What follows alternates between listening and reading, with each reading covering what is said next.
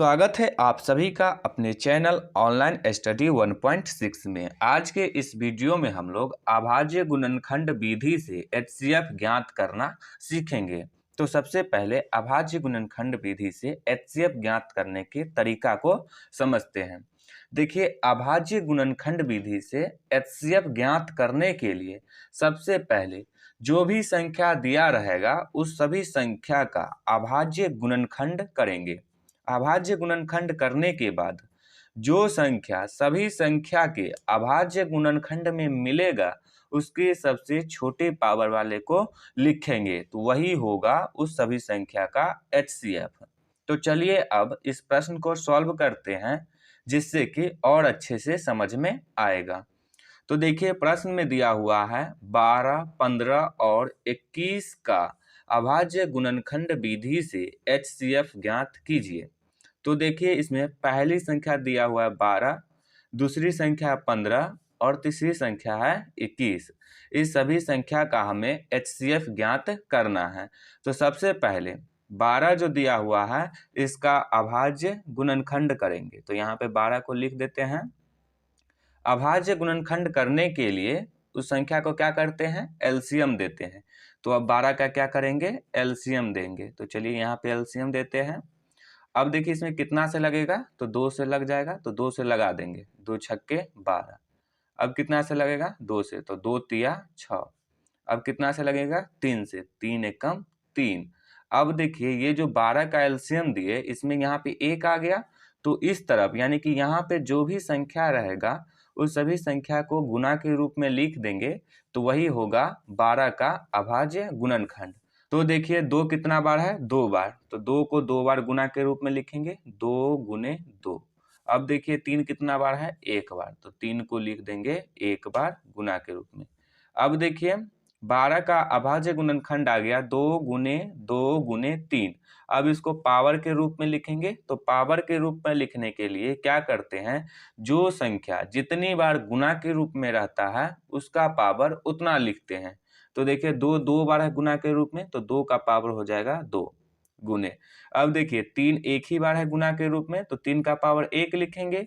तो 3 का पावर 1 3 ही होगा, तो 3 का पावर 1 दे तो भी ना दे तो भी बात बराबर भी होगा।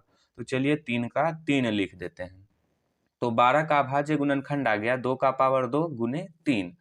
अब दूसरी संख्या 15, तो 15 का भी अभाज्य गुणनखंड करेंगे। तो इसके लिए यहाँ पे 15 को लिख देते हैं।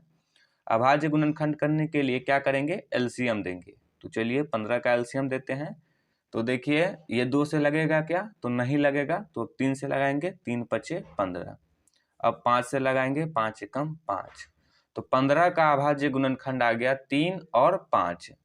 तो गुणा के रूप में लिख देंगे 3 गुने 5। अब देखिए 3 भी एक ही बार है गुणा के रूप में, तो 3 का पावर 1 लिखे तो भी ना लिखे तो भी बात बराबर है।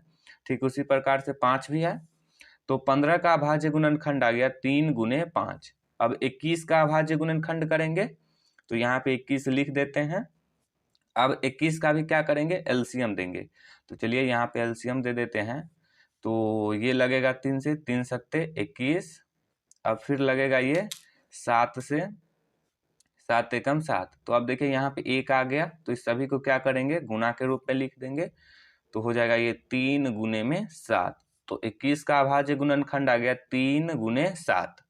अब देखिए क्या बोले थे कि जब सभी का अभाज्य गुणनखंड कर लेते हैं तो देखेंगे कि ऐसी कौन सी संख्या है जो सभी के अभाज्य गुणनखंड में है। तो देखिए 12 के अभाज्य गुणनखंड है 2 के पावर 2 गुने 3। तो देखिए ये 2 है, तो देखेंगे कि 2 इस सभी के अभाज्य गुणनखंड में है क्या। तो देखिए 2 किसी के भी अभाज्य गुणनखंड में नहीं है, सिर्फ 12 के अभाज्य गुणनखंड में है।